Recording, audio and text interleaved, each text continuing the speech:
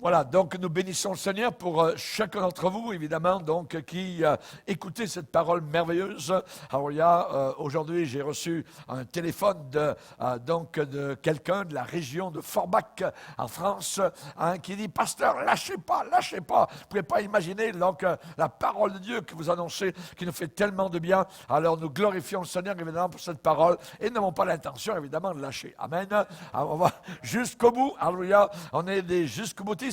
Alléluia. Et on va aller, évidemment, dans cette direction. Aujourd'hui, j'aimerais vous parler particulièrement sur le temps. Le temps, amen, pas le temps qui fait, mais le temps sur la montre, amen, cet élément donc de timing. Et j'aimerais vous parler de cela parce que c'est très important. On va lire, si vous voulez bien, dans Genèse, chapitre 5. Genèse, chapitre 5. Et nous allons lire quelques versets à partir du verset 3. Genèse chapitre 5, verset 3. Il est dit, Adam, âgé de 130 ans, engendra un fils à sa ressemblance, selon son image, et lui donna le nom de Seth. Les jours d'Adam, après la naissance de Seth, furent de 800 ans. Et il engendra des fils et des filles. Tous les jours qu'Adam vécut furent de 930 ans. Puis, il mourut.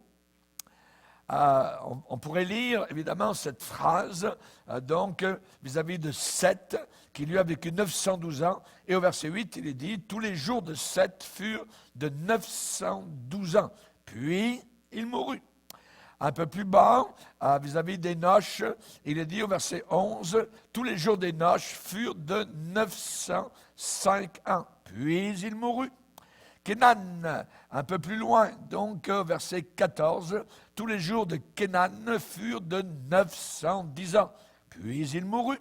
Mahalel, âgé de 65 ans, engendra Jéred, ainsi de suite, verset 17, tous les jours de Mahalel furent de 895 ans, puis il mourut. Jéred, verset 20, tous les jours de Jéred furent de 962 ans, puis il mourut. Donc nous voyons évidemment ce leitmotiv qui revient régulièrement avec ces trois mots lugubres, puis il mourut.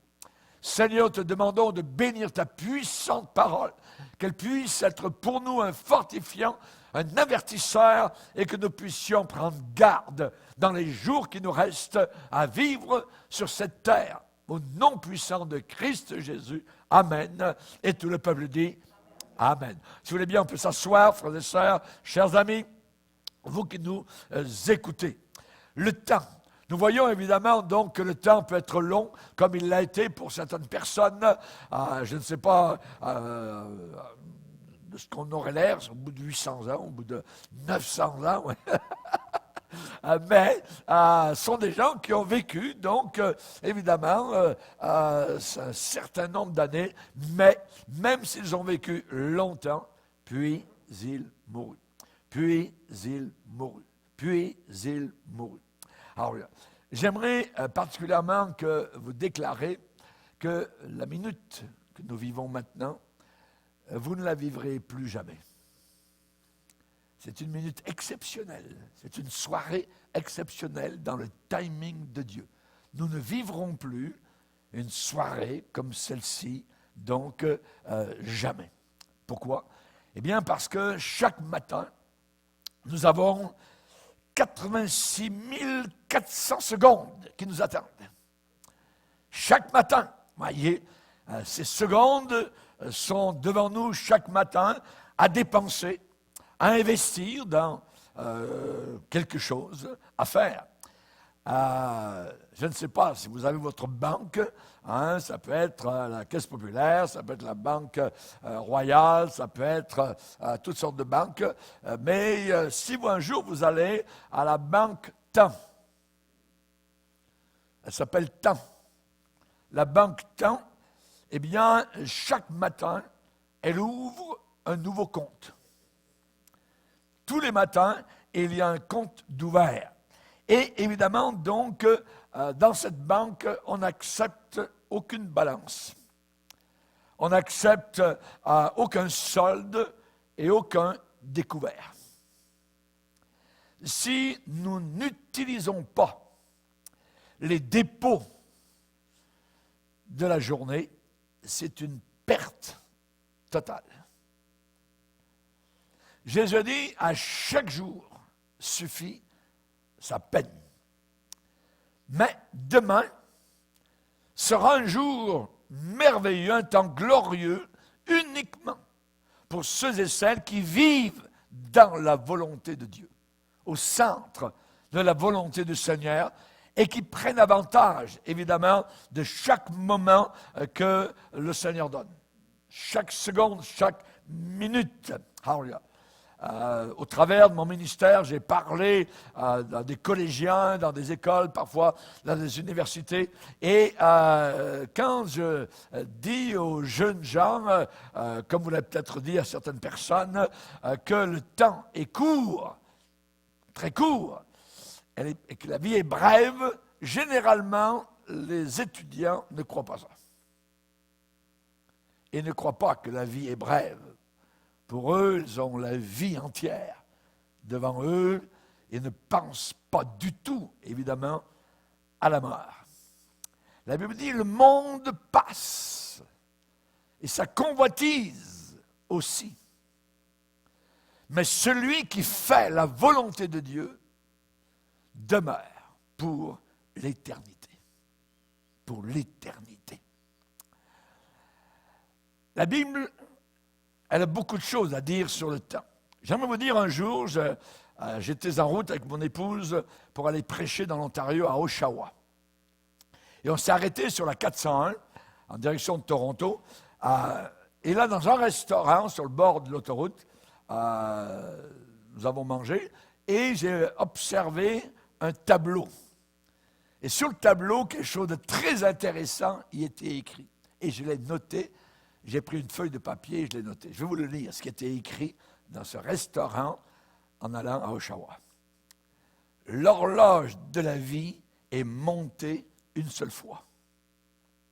Personne n'a le pouvoir de dire exactement quand et à quel moment l'aiguille va s'arrêter, tard ou de bonne heure. Le seul temps que l'on a, c'est maintenant. Alors, vis, aime et travaille de tout ton cœur. Ne te fie pas à demain, car l'aiguille pourrait très bien s'arrêter. Et ça, j'ai trouvé ça très intéressant, allant évidemment dans la direction de ce que la Bible nous enseigne. Le temps passe très vite, très rapidement. Pour ceux qui ont les cheveux gris, c'était hier que vous gambadiez dans les prairies au printemps. C'est pas très loin à vos yeux. Vous l'avez encore comme souvenir à votre esprit. La Bible nous dit que la vie est très courte, très brève. Je vais vous montrer dans différents passages de la parole de Dieu. Dans Jacques chapitre 4, et au verset 13, il est dit à vous maintenant qui dites, aujourd'hui ou demain nous irons dans telle ville et nous y passerons une année. Nous trafiquerons et nous gagnerons. Vous qui ne savez pas ce qui arrivera demain. Car qu'est-ce que votre vie? Ah, nous avons la question. Qu'est-ce que votre vie? Eh bien, aux yeux de Dieu, il est dit, vous êtes une vapeur qui paraît pour un peu de temps et qui ensuite disparaît. Voilà ce que nous sommes. Une vapeur qui paraît pour un peu de temps et qui ensuite disparaît. Nous avons de nos amis chrétiens et chrétiennes qui ne sont plus avec nous parce qu'ils ont disparu. Ils sont avec le Seigneur, nous le savons. Mais ils ne sont plus là. Ils ont paru pour un peu de temps. Et évidemment, à chaque enterrement, il y a une leçon à apprendre que tout passe, tout lasse et tout casse. Il y a un autre exemple dans la parole de Dieu, dans Ésaïe, au chapitre 40, où une autre image nous est donnée pour notre vie. Dans Ésaïe 40 et au verset 6, il est dit « Toute chair est comme l'herbe, et tout son éclat comme la fleur des champs. L'herbe sèche, la fleur tombe, quand le vent de l'Éternel souffle dessus. » L'Esprit de Dieu, le souffle de Dieu. Certainement, le peuple est comme l'herbe. L'herbe sèche, la fleur tombe, mais la parole de notre Dieu subsiste éternellement. Vous voulez un autre exemple? On va aller dans Job. À votre gauche, dans votre Bible, dans le livre de Job, au chapitre 7, il est dit au verset 5b, « Mes jours sont plus rapides que la navette du tisserand, ils s'évanouissent. Plus d'espérance. » Je ne sais pas si ça vous dit quelque chose, la navette du tisserand, quand elle s'en allait, lorsqu'il y avait, je dirais, un métier à tisser, parfois on ne la voyait même pas passer. Tellement, donc, ça allait tellement vite quand les tisseurs ou les tisseuses, travaillaient sur leur métier à tisser. Voyez un petit peu les exemples que la parole de Dieu nous donne. La Bible nous dit que la vie est très, très brève. Le temps s'écroule. Le temps s'effondre sur nous. Actuellement, les nuages de la Troisième Guerre mondiale se rassemblent à l'horizon. Les hommes et les femmes tremblent de peur. Les cœurs s'effondrent. Il y a de la perplexité. Il y a de l'incertitude, de l'embarras. Jésus a dit qu'il y aurait de l'angoisse chez les nations à la fin des temps. Nous y sommes. Les philosophes, actuellement, les écrivains, impriment toutes sortes d'histoires, d'articles sur cette perplexité actuelle. Les gens sont mêlés, les gens ne comprennent pas, ils sont embrouillés, ils ne comprennent pas du tout. Les méchants feront le mal et aucun des méchants ne comprendra. Mais ceux qui auront l'intelligence comprendront. Et dans la Bible, il y a un verset qui dit « Les hommes livrés au mal ne comprennent pas ce qui est juste. » La version King James, j'ai observé, dit « Les hommes livrés au mal ne comprennent pas les jugements. »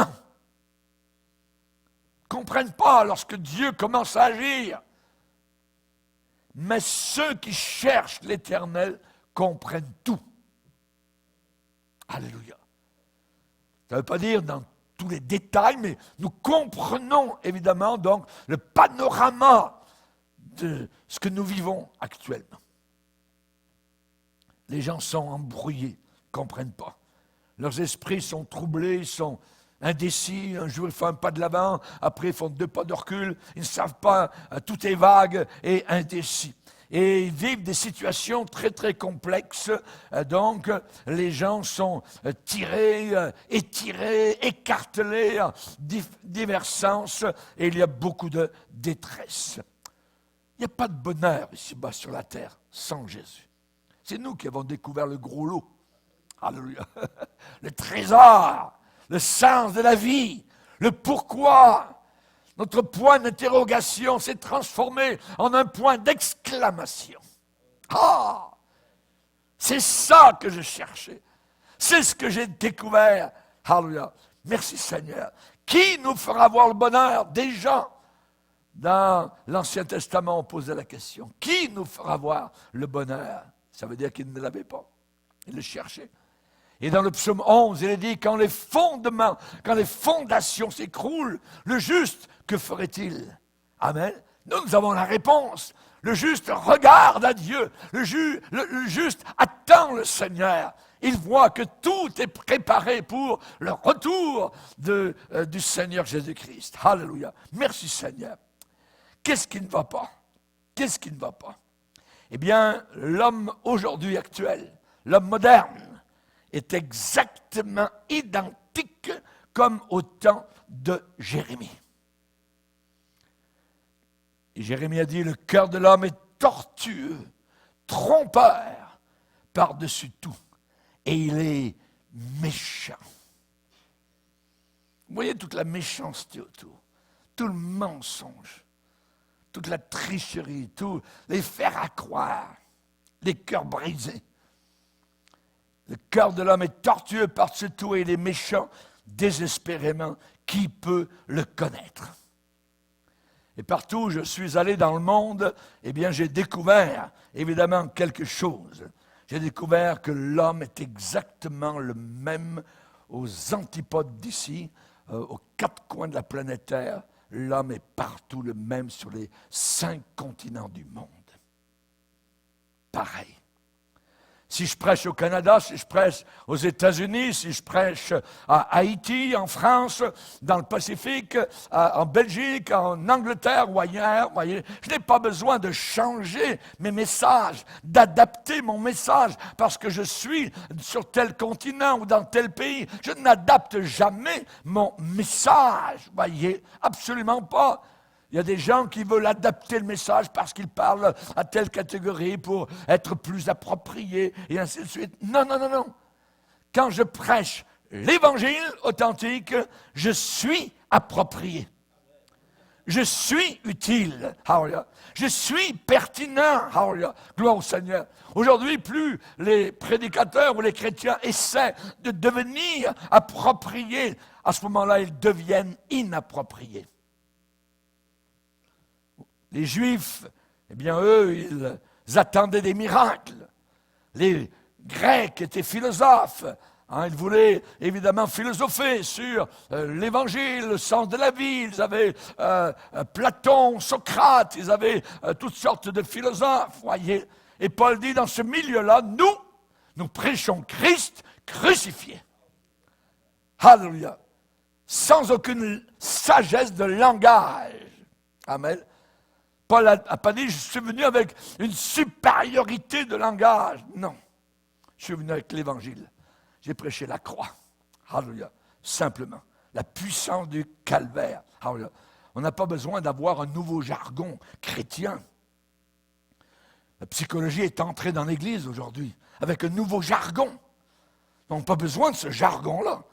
On veut la parole de Dieu.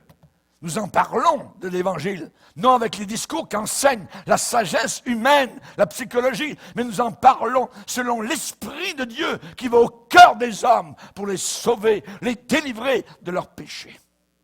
Alléluia. Juste prêcher le véritable Évangile, alléluia. Juste proclamer l'Évangile. Parce qu'au travers de cette proclamation, il y a un grand agent communicateur qui s'appelle le Saint-Esprit. Le Saint-Esprit, alléluia. Le salut vient de l'Éternel, pas des hommes, pas d'une parole mielleuse, pas en évitant de leur parler du sang de Jésus. Non, non, non. Jonas, du fond de la mer, du fond, je dirais, de l'estomac du monstre marin, a dit, le salut vient de l'Éternel. Le salut vient de l'Éternel. C'est le Saint-Esprit qui produit la conviction. Le Saint-Esprit viendra et il convaincra les hommes de péché, de justice et de jugement. Personne ne peut être sauvé s'il n'a pas été convaincu de péché, de justice et du jugement qui s'en vient. C'est le Saint-Esprit qui produit la conviction. L'Évangile a sa propre puissance intérieure, built-in. À l'intérieur de l'Évangile, il y a une puissance de conviction. Cette puissance, c'est ça qui bâtit nos cœurs, nos âmes, nos vies. C'est ça qui nous, je dirais, relève, qui nous restaure, qui nous guérit, qui nous élève, qui nous pardonne. C'est l'Évangile de Jésus-Christ. Alléluia.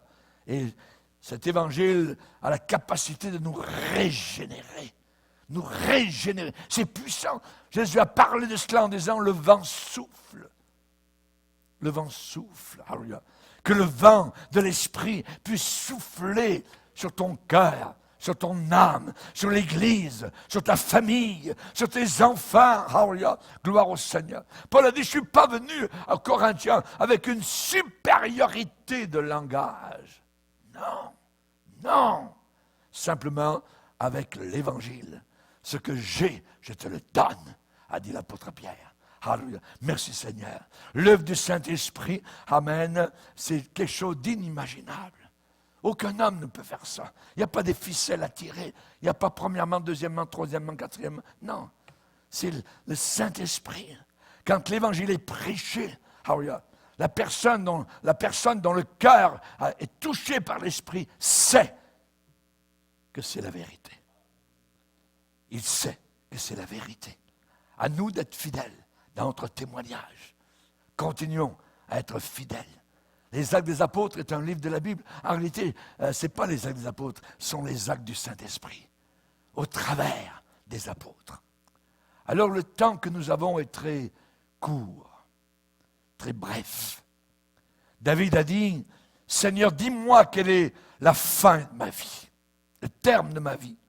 Quelle est la mesure de mes jours? Que je sache combien je suis fragile. Handle with care.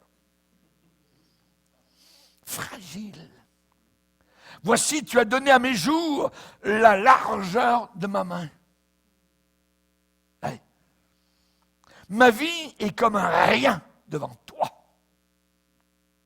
C'est David qui dit cela.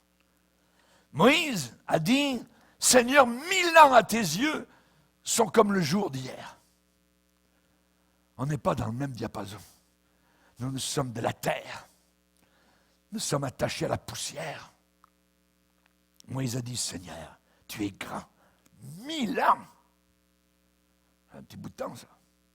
1000 ans à tes yeux sont comme le jour d'hier. Et il a dit, Moïse, Dieu existe d'éternité en éternité, de génération en génération. L'apôtre Pierre a dit, il répète ce que Moïse dit, devant le Seigneur un jour, c'est comme 1000 ans, et 1000 ans sont comme un jour. Au psaume 102, le psalmiste déclare, mes jours sont comme l'ombre à son déclin. Je me dessèche comme l'herbe, mais toi, ô Éternel, tu dures pour l'éternité. Dieu n'a jamais eu de commencement. On n'arrivera jamais à comprendre ça. Donc, mais c'est un fait. Il n'a jamais eu de commencement et il n'aura jamais de fin. Alors, ne laissez pas votre petite cervelle éclater en morceaux. Alors, vous n'y arriverez pas à comprendre que Dieu n'a jamais eu de commencement. Voyez?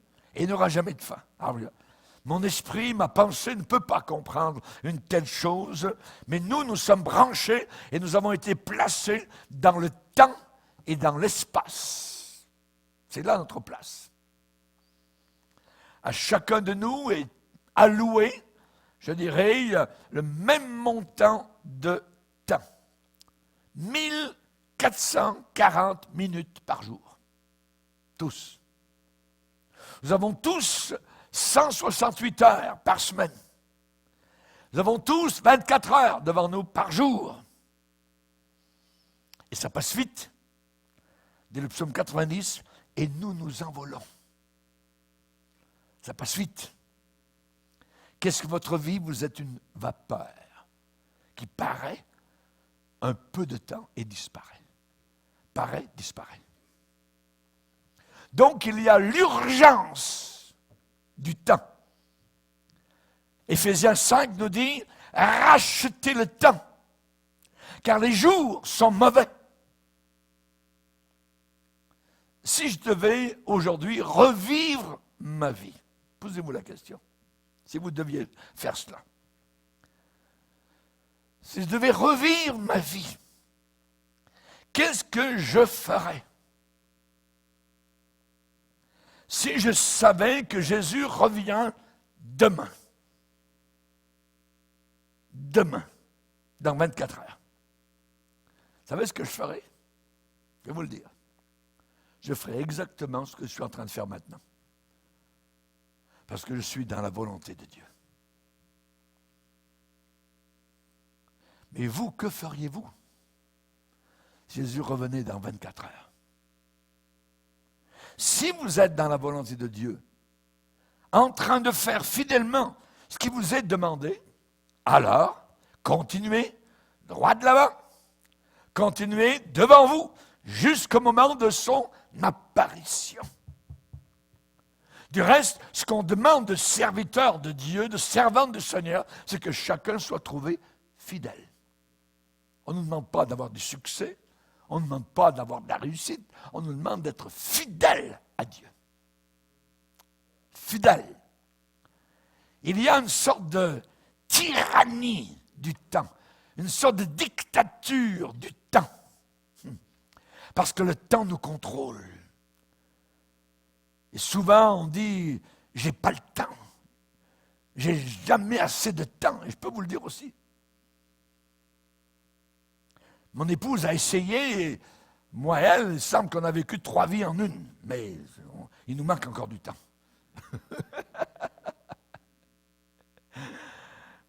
Le temps nous contrôle. Et nous sommes frustrés. Parce que nous sentons qu'on n'a pas suffisamment de temps à notre disposition. Dans l'œuvre de Dieu, on a si peu de temps. Et il y a tellement à faire. C'est là le problème. C'est pour ça que Jésus a dit, il faut que je fasse, tandis qu'il est jour, les œuvres de celui qui m'a envoyé. Il faut. On peut être comme Jésus. On peut être comme lui dans ce sens-là. Jésus, malgré la pression du temps, imaginez, il est Dieu en chair. Le pape est en train de dire actuellement que Jésus est un grand homme, mais il n'est pas divin. Comme ça, il peut plaire aux musulmans, puis ainsi de suite, aux bouddhistes. Rendez-vous compte? Jamais on a entendu ça, mais il commence à le dire. Jésus était Dieu en chair sur la planète Terre. Et il avançait dans le temps avec sérénité. Avec sérénité. Et ne semblait jamais être en retard. Il n'avait pourtant que 3 ans de ministère. 3 ans. Et il nous a enseigné une chose. Et écoutez bien. Il nous a enseigné que la qualité de vie est plus importante que la longueur de vie. Si vous retenez ça uniquement dans toute aujourd'hui, ça va faire votre journée. Je vais le répéter. Jésus nous a enseigné que la qualité de vie vaut mieux que la longueur de vie. Il y a des gens qui ont vécu, on a eu une dame il y a quelques années en France, elle avait 120, un peu plus, elle n'était pas encore morte, 123 ans, je ne sais pas quoi. Et elle disait, non, ça n'existe pas, Dieu. Oui, la folie. Même si vous étirez la vie d'une personne, ça n'amène pas plus de sagesse. Jésus semblait une faillite sur la croix du Calvaire. Le jeune homme de 33 ans, cloué sur une croix. Ça semblait être une faillite. Et pourtant, à la fin de sa vie, il a pu déclarer, « J'ai achevé l'œuvre que tu m'as donné à faire, Père. » Dans Jean, chapitre 17. Et j'ai achevé l'œuvre. Paul aussi a dit à la fin de sa vie, et il n'est pas mort dans les 70 ans, on pense qu'il est mort dans la soixantaine. Il dit, j'ai achevé la course. J'ai gardé la foi.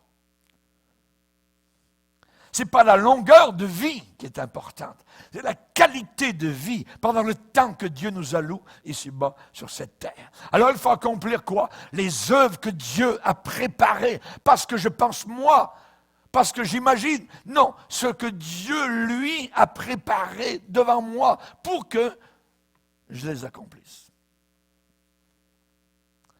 Alors, évidemment, il se peut que vous ne viviez pas très longtemps. Ça se peut. Mais ce que vous devez faire, c'est de finir, d'achever l'œuvre que Dieu vous a donnée à faire. Que vous puissiez dire sur votre lit de mort, ou si l'enlèvement n'est pas arrivé, Père, j'ai achevé. J'ai achevé la course que tu m'as donnée depuis que tu m'as sauvé. Alléluia. C'est ça l'important. Ce n'est pas de vivre longtemps, mais d'avoir une qualité de vie chaque jour dans la prière. Ça va rehausser votre vie. Une qualité de vie chaque jour dans l'étude de la parole de Dieu. Une qualité de vie par rapport au témoignage autour de nous, en rayonnant autour de nous, en portant du fruit, plus de fruits, beaucoup de fruits pour le Seigneur, en utilisant les dons du Saint-Esprit que Dieu vous a accordés. Jean-Baptiste a dit, produisez donc du fruit digne de la repentance.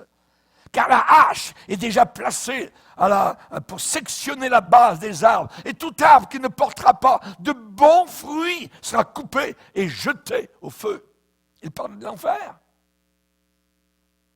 Portons du bon fruit. Quand Jésus est mort, il y avait encore des gens qui avaient besoin d'être guéris. Quand Jésus est mort, il y avait des affamés qui avaient besoin encore d'être nourris. Jésus ne nous a pas tous guéris, il ne nous a pas tous nourris.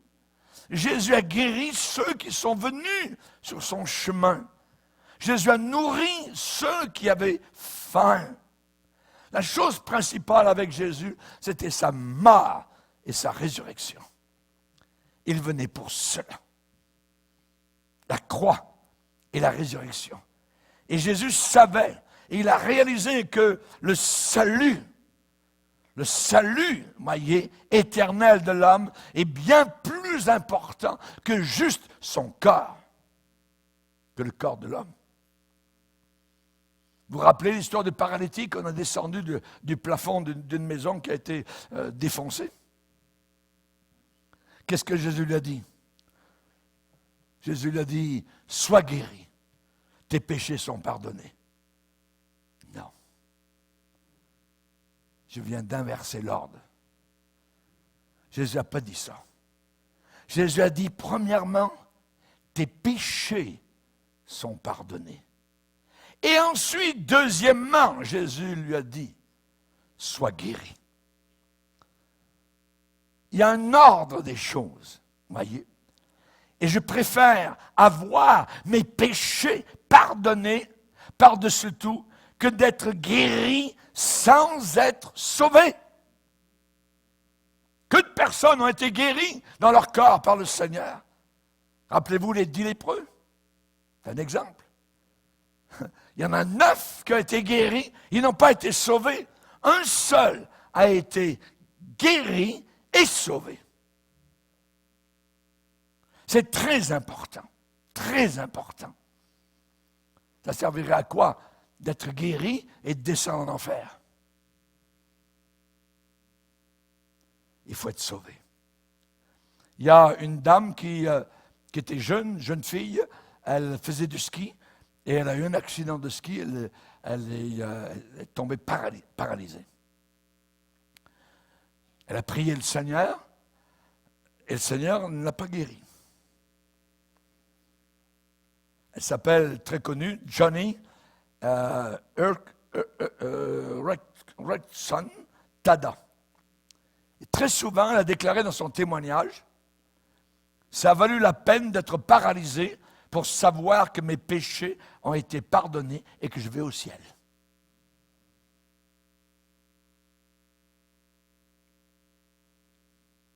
J'ai entendu beaucoup de gens dire ça.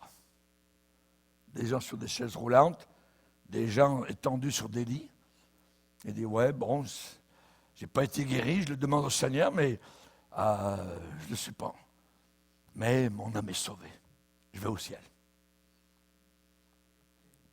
Le temps peut être un esclave. On peut être esclave. Ou alors ça peut être un outil. Il doit y avoir des priorités dans nos vies. Priorité, ça veut dire des choses qui viennent en premier. Il y a des choses secondaires.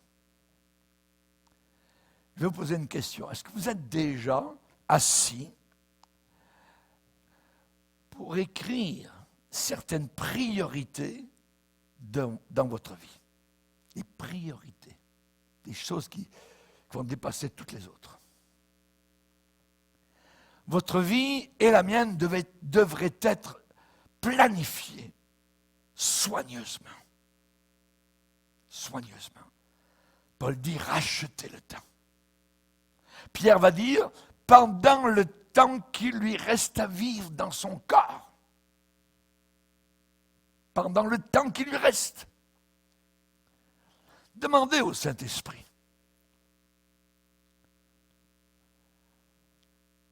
C'est bon de rencontrer Dieu chaque jour, quelque part. Pour Nathanaël, c'était sous un figuier. Le matin, Nathanaël s'est placé sur un figuier, et là, peut-être qu'il avait une partie de la Torah, il lisait les Écritures, ou peut-être qu'il a parlé à Dieu, là, à l'ombre du figuier. Et dans la journée, il a rencontré Jésus.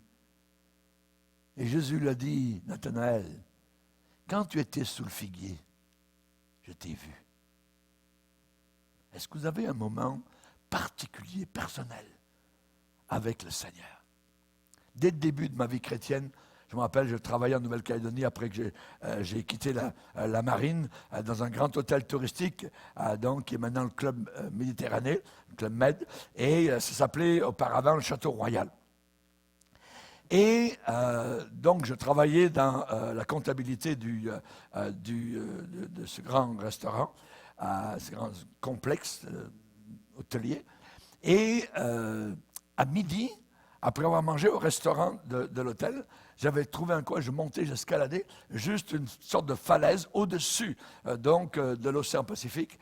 Et là, donc, alors que j'avais devant moi l'océan et à mes pieds l'hôtel, le complexe, j'avais toujours un temps avec le Seigneur.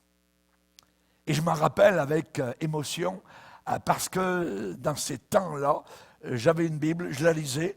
Je lisais parfois des articles qui parlaient de différentes choses de la Bible, et je me nourrissais ainsi de la parole de Dieu. Je parlais aussi au Seigneur. Quand je redescendais au travail, j'étais boosté, rempli, et je pouvais parler à mes collègues. On était plusieurs à travailler dans la comptabilité. Et je bénis le Seigneur pour ça. Avoir un temps avec le Seigneur. Est-ce qu'il y a des priorités dans vos vies? Ou alors vous vous laissez conduire par les circonstances? C'est les circonstances qui vous mènent, ce n'est pas vous qui menez les circonstances. Le chrétien doit, le plus possible, on comprend qu'il y a parfois des situations où on n'a pas toujours le contrôle, mais nous devons avoir des priorités. Et l'une de ces priorités, avoir un temps avec le Seigneur. Avoir un temps avec le Seigneur. Rachetez le temps. Rachetez le temps. Le temps est urgent. Il passe. C'est comme on dirait la fameuse, vous voyez, le sablier. Hein? Ça s'en va tout seul. Ça descend. Au début, vous direz, ça ne bouge pas, ça règle. Mais c'est à la fin. À la fin, on rend compte, maille. Ça descend, voyez. On saute d'un dimanche à un autre. On dirait qu'il n'y a plus lundi, mardi, mercredi. On dirait que c'est tous les dimanches. Ça va tellement vite parce le temps est en train de passer. Ça passe vite, vite, vite, vite, vite. Voyez? Alors ne le gaspillez pas. Ne dissipez pas votre temps. Voyez? Il ne faut pas dilapider des heures à passer, je dirais, des choses qui n'amènent absolument à rien. J'aimerais vous lire. On va le lire d'abord dans le second, le verset dans Éphésiens 5. Éphésiens 5.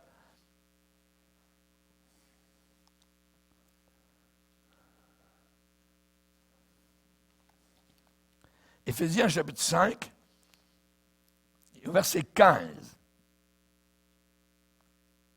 Éphésiens 5, verset 15. Prenez donc garde de vous conduire avec circonspection, Vous irez voir dans le dictionnaire ce que veut dire ce mot. Circonspection, ça veut dire en faisant très attention, avec sagesse, avec prudence. Non comme des insensés, mais comme des sages. Et nous y arrivons, verset 16, rachetez le temps, car les jours sont mauvais. C'est pourquoi ne soyez pas inconsidérés. Avoir de la considération, avoir de la réflexion, de l'observation, mais comprenez quelle est la volonté du Seigneur. Ces versets, je vais vous les lire dans une version, je dirais, lettre pour notre temps, de QN. Veillez donc avec un soin tout particulier à votre façon de vivre. Agissez avec la conscience de votre responsabilité. Ne vivez pas au jour le jour sans penser à plus loin, comme ceux qui ne connaissent pas le vrai sens de la vie. Comportez-vous en gens avisés, qui se rendent compte en quel temps critique nous vivons et savent tirer le meilleur parti de la période présente. Devenez maître de votre temps. Ça, c'est important. Devenez maître de votre temps. Profitez de toutes les occasions favorables malgré les difficultés de l'heure. Oui, précisément, car nous vivons en un temps où domine le mal. J'ai trouvé ça bon. Voyez, alléluia. Le temps qui passe demande de nous une action immédiate. Une action immédiate. Faire quelque chose. Parce qu'il est court, le temps. On se rappelle, à Thyatire, il y avait une femme dans l'église qui vivait dans le péché et qui enseignait aux autres donc de vivre dans le péché. Et le Seigneur dit, je lui ai donné du temps pour qu'elle se repente. Mais elle ne veut pas se repentir. Alors je vais venir et je vais la juger. Je lui ai donné du temps. Le temps est un cadeau de Dieu. C'est un cadeau de la part du Seigneur. Le temps que nous avons. Voici maintenant le temps favorable. Voici maintenant le jour du salut. Merci Seigneur. Il y a des choses que nous devons faire maintenant. Peut-être que cela concerne la famille qui a besoin de vous. Prenez plus de temps peut-être avec eux maintenant. Cette lettre, peut-être que vous avez négligé d'écrire. Vous savez que vous devez parler de quelque chose à quelqu'un et vous avez pensé que ça serait mieux d'écrire. Vous vous sentez plus libre à écrire. Faites-le. Un email ou un téléphone. Étudiez. Un jour, j'étudierai la Bible. Non, étudiez maintenant. Commencez l'étude de la parole de Dieu. Au mois d'août prochain, vous pourrez vous enrôler, si vous voulez, dans l'Institut biblique interfrancophone. Vous étudierez la parole. L'argent que vous donnez, vous savez que vous donnez un certain montant, donnez-le maintenant. Des dettes que vous devriez payer. Vous savez, parfois il y a des problèmes entre chrétiens, parce qu'entre chrétiens, les dettes, c'est quasiment comme tu me l'as donné. Ça crée de graves problèmes. De très graves problèmes. J'ai entendu ça, moi. Pasteur, un tel, je lui ai prêté, et puis, non, il ne veut pas me rendre. Entre chrétiens. C'est comme donner. Faites pas ça. Rendez. Les dettes que vous devriez payer, payez-les maintenant. Peut-être qu'il y a des personnes à qui vous devriez témoigner. Témoignez-leur maintenant. Vous ne savez pas si demain, vous pourrez le faire. Vous avez entendu l'horloge? Tic, tic, tic, tic. Ma femme, il y avait une horloge dans le salon, ça l'énervait. Elle préfère l'arrêter. Mais le tic-tic peut être un avertissement. Tic, tic, tic, tic, tic. Qu'est-ce qu'elle dit, l'horloge? Maintenant, maintenant, maintenant, maintenant, maintenant, maintenant, maintenant. Vous avez vu les voiliers des outardes? Ils disent printemps, printemps, printemps, printemps. Vous allez le revoir bientôt. Ils vont dire automne, automne, automne, hiver. Vous voyez, ça parle, ça passe vite. Le temps, les années passent très rapidement. Lorsqu'on va à un enterrement, on dit donc, déjà morte.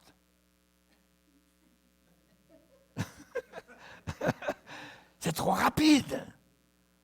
C'est trop vite. Mais ça nous fait réfléchir. Et nous devrions réfléchir. Aujourd'hui, si vous entendez sa voix, n'endurcissez pas votre cœur. Hein? Nous devons écouter, comme écoutent des disciples, que notre oreille soit ouverte à l'Esprit de Dieu. Vous savez, les disciples, un jour, dans le jardin de Gethsémani, il est dit qu'ils se sont endormis de tristesse. Et ce qui se passe dans le monde est tellement triste qu'il y a des chrétiens qui sont en train de s'endormir. On n'en sortira jamais, tout ça, c'était... Ils ronflent. Ils sont endormis. Je dis, veillez et priez afin que vous ne tombiez pas dans le péché, dans la tentation.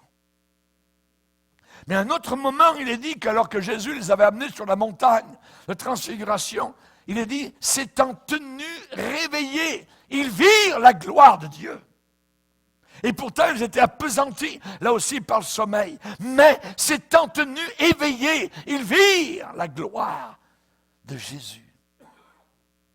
Il faut se tenir réveillé. Vous savez, les croyants peuvent endurcir leur cœur. C'est quelque chose, c'est une sorte de cancer spirituel. Quand le cœur devient plus dur, quand il n'y a plus de larmes à nos yeux, quand il n'y a plus d'émotion devant l'amour de Jésus, devant des cantiques que nous chantons, que c'est régulier, c'est normal, ça c'est dangereux, dangereux, dangereux. Seigneur, garde mon cœur tendre. Garde mon cœur avec cette tendresse. Que mon cœur ne s'endurcisse pas. Écoutons la voix du Saint-Esprit. Seigneur a délaissé un vieillard, un supposé serviteur de Dieu. Rappelez-vous Élie. Pas Élie le prophète, mais un autre avant, dans le livre de Samuel. Et le Seigneur n'est pas venu voir cet homme-là. Il est allé voir le petit garçon, le petit Samuel. Tic, tic, tic, tic. L'avertissement du temps. L'avertissement du temps. Saint-Esprit a des avertissements. Dieu a donné du temps à la génération de Noé. Ils ont laissé le temps passer. Ils n'ont rien fait. Ils ne sont pas entrés. Et le temps s'écoule pour chacun d'entre nous.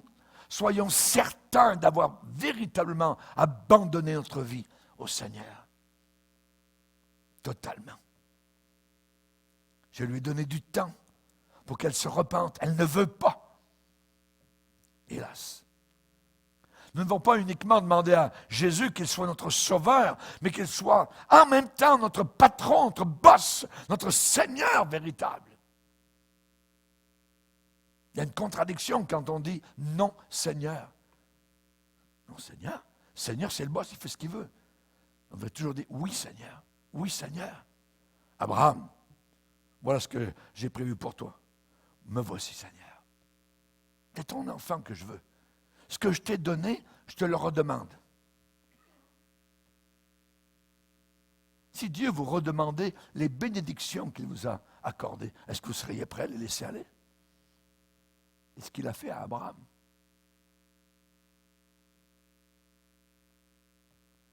Ne penchons pas entre deux opinions. Non. Élie, le prophète de Dieu, est venu vers le peuple et a dit, jusqu'à quand pencherez-vous d'un côté ou de l'autre? Si Dieu est Dieu, alors servez-le. Si c'est Baal, servez Baal, mais restez pas entre les deux. Josué a dit, moi et ma maison, on servira le Seigneur.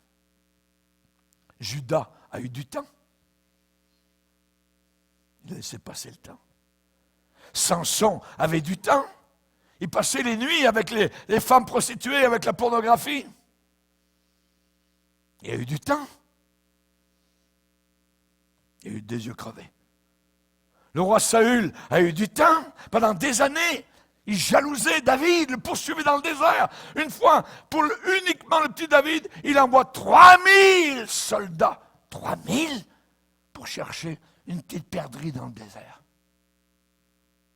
Il a eu du temps, Saül, jusqu'au jour où le temps, toc, l'horloge a fait tic, tic, tic, tic, tic, pouf, terminé.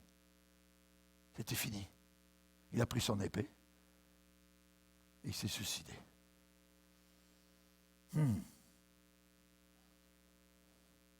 Donnez votre vie totalement au Seigneur. Souvent, on voit cette inscription sur les frontons dans le vieux monde, dans les vieux pays, comme on dit, tempo fugit. Le temps s'enfuit. Tempo fugit. Le temps passe. Nous sommes une vapeur qui paraissons, qui ensuite disparaissons. Mais nous, comme chrétiens, nous savons où nous allons. Alléluia. Dans un monde de gloire, un monde féerique, un monde glorieux. Alléluia. Gloire au Seigneur. Il fait toutes choses belles, Seigneur, en son temps. En son temps, vous connaissez. Amen. Il est le maître du temps. Voici maintenant le temps favorable. Alléluia. Je me rappelle quand j'ai prêché un jour à Rivière-du-Loup. Dans l'église, il y avait une horloge. Et en bas de l'horloge, il y avait un verset de la Bible. Il était marqué, il est temps de chercher l'Éternel. Alléluia. Ça allait bien avec une horloge. Il est temps de chercher l'Éternel. Alléluia. Vous savez en quel temps nous sommes. Romains 13. Vous savez en quel temps nous sommes. Baissons nos têtes et prions. Seigneur, nous voulons te bénir. Seigneur, nous savons qu'il y a un certain temps qui nous est alloué à chacun. Nous sommes comme de l'herbe qui passe rapidement. La jeunesse, ensuite la vieillesse. Et après, puis il mourut. Seigneur, nous savons que tant que tu n'es pas revenu nous chercher, nous aurons sur notre pierre tombale, puis il mourut, puis il mourut. Aide-nous, prépare-nous, garde-nous, protège-nous. Aide-nous à ne pas prendre pour acquis le temps, les jours, les années, les mois, les secondes, les heures que tu nous accordes.